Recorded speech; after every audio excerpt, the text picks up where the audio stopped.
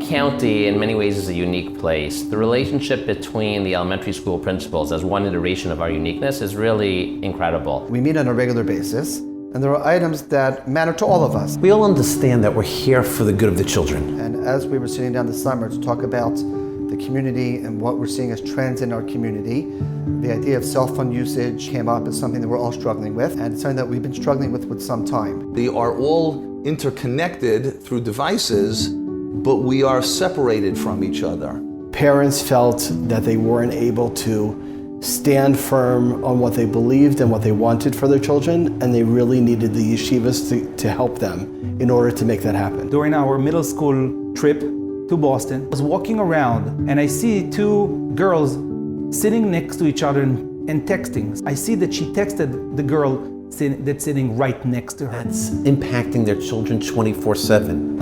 And they have what's commonly now known as FOMO, the fear of missing out. We've had very thoughtful, engaged parents articulate it to us in a very clear way. We don't want to give our child a phone yet. We don't want our child on so late at night. But then again, we don't want our child to be socially isolated. We don't want them to have the phone, but we feel we have no choice. We are all hearing from parents who say, my child's the only one. Now there's no truth to that, because we can name 5, 6, 7 or others who don't have devices. This couldn't be solved with just one school alone. The norms had to be set community-wide and not just school-wide. The data on these issues is pretty clear. It shows that children's media usage directly correlates to all types of things, to anxiety, to higher levels of frustration. We spent a lot of time researching, trying to put together norms that will best help our children. Help them socially, help them emotionally, and help them physically and academically.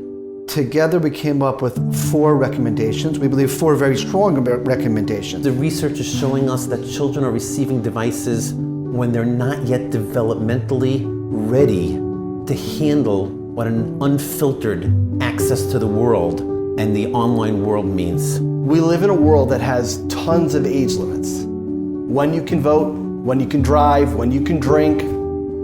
But technology, some people are handing devices to 5-year-olds. Parents need to put on parental controls. Children should not have free access to everything on the internet. The eyes are the windows to the soul. What the eyes are viewing can also harm the soul. Spiritually, we need to do this for our children. Children are streaming instead of dreaming. They're up late. They're not getting their schoolwork done. So we tried to set a norm of shutting those devices off an hour to an hour and a half before they go to sleep. And finally, the idea that children ultimately learn most from what they observe. And for all of us as the adults in the lives of our children to model appropriate behavior in front of them. Really believe that a child, in the end of the day, a child learns best from his parents, from his teachers, from what he sees. Looking at ourselves and thinking, what am I doing and what I should not do next to him or at all. The research is showing that we're not spending enough quality time with our children. We also are being distracted by our own devices. One of our goals is to create a community that is conscientious and deliberate about our social media usage that will allow us to live healthier, more satisfying lives. My hope is that children will be children. Have the opportunity, we have the time to be children. Have the time to spend time outdoor, have the time to spend with their friends. That now we're not doing enough. And who knows, maybe we can start a real revolution in the most positive sense of the word, not just from a Jewish perspective, just from a human perspective. My hopes for the future of this campaign is that the parents, the parents, are going to come on board and partner with us and come up with additional norms. You're experiencing this on a day-to-day basis as parents. We're going to welcome your input and feedback on how we can make this a healthier process for our children.